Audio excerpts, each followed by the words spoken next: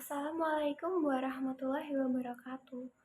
Saya Alia Zahra Nabila dengan nomor NIM 2401050178. Saya berasal dari Rombel E. Dan pada video kali ini, saya akan membahas mengenai materi prinsip dasar pewarisan sifat pada makhluk hidup. Yang pertama, ada sejarah prinsip pewarisan sifat. Letak dasar utama dari prinsip pewarisan sifat adalah Mr. Gregor Johann Mendel atau yang biasa disebut Mr. Mendel.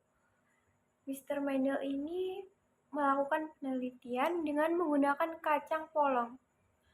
Mengapa menggunakan kacang polong? Ternyata ada beberapa alasan-alasan seperti yang pertama, kacang polong itu berumur pendek sehingga cepat dalam menghasilkan keturunan. Yang kedua, karena kacang polong memiliki bunga yang sempurna. Yang ketiga, kacang polong memiliki perbedaan sifat yang mencolok. Maka sifat-sifat inilah yang mudah diamati dengan menggunakan mata telanjang kita.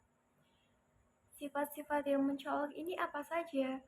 Yang pertama ada warna biji, yang kedua warna polong, yang ketiga posisi bunga, lalu ada bentuk biji, bentuk polong, tinggi batang, dan juga warna bunga. Selain dari ketiga alasan tersebut, kacang polong ini juga mudah dipelihara.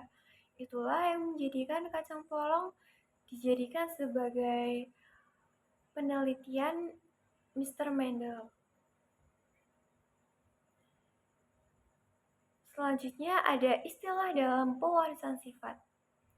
Istilah yang pertama ada parental atau yang disimbolkan dengan huruf P kapital. Parental adalah orang tua atau induk yang disilangkan. Parental ini ada dua, yaitu P1 dan juga P2. P2 itu induk pada persilangan pertama, sedangkan P2 itu induk pada persilangan kedua. Istilah yang kedua ada filial atau disimbolkan dengan huruf F kapital. Ini adalah anak atau keturunan hasil dari persilangan tadi. Filial ini juga ada dua, F1 itu berarti filial atau anak pada persilangan pertama, sedangkan F2 berarti filial atau anak dari persilangan induk yang kedua. Istilah yang ketiga yaitu ada gen. Gen adalah sifat yang diturunkan. Gen terbagi menjadi gen dominan dan juga gen resesif. Gen dominan itu berarti gen yang memiliki karakter kuat. Sedangkan gen resesif itu kebalikannya, gen yang karakternya lemah. Nah, istilah yang selanjutnya ada alel. Alel yaitu pasangan gen yang terletak pada lokus yang sama atau lokasi yang sama. Istilah selanjutnya ada genotip. Genotip adalah bentuk atau susunan gen yang terdapat dalam individu yang dilambangkan atau dikodekan menjadi beberapa macam. Yang pertama ada genotip homozigot dominan. Homo itu artinya sama. Ini dilambangkan dengan huruf A kapital. Huruf 2 kapital semua. Semisal A itu A kapital semua. Sedangkan yang kedua ada genotip homozigot resesif, ini kebalikannya dari homozigot dominan. Homozigot resesif dilambangkan dengan huruf kecil semua, misalnya AA, itu kecil semua. Yang ketiga ada heterozigot yang artinya berbeda-beda. Sebagai contoh, A kapital dan juga A kecil. Istilah yang selanjutnya ada fenotip. Fenotip adalah bentuk luar atau karakter yang terlihat pada suatu individu atau penampakan sifat sebagai hasil interaksi antara genotip dengan lingkungannya. Selanjutnya ada hibrid atau hibrida,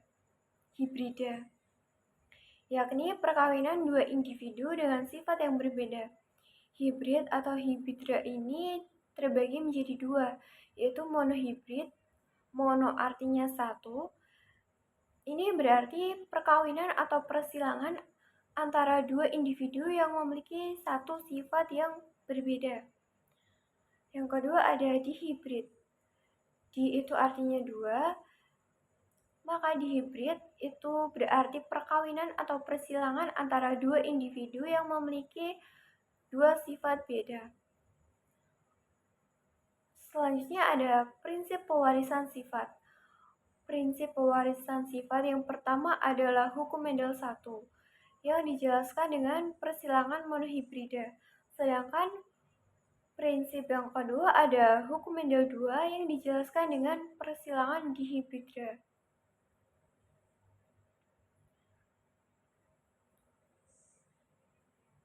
Sekian pemaparan materi yang dapat saya sampaikan dalam video ini.